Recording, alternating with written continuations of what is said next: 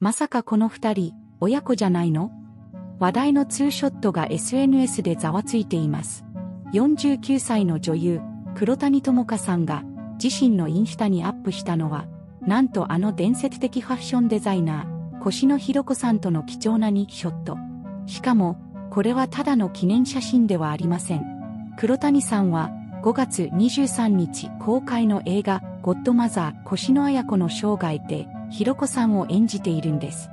そう、演じる本人と本物が隣り合ってるって、もはや実写の奇跡。大変嬉しいです、と笑顔を見せた黒谷さんに対し、フォロワーたちは、美しすぎる親子、エレガントの極み、もう神踊りじし、と絶賛の嵐。実は黒谷さん、乗馬が趣味で超ストイックな一面もある本物の姫なんです。この映画で再び脚光を浴びるのか、今後の展開にも注目です。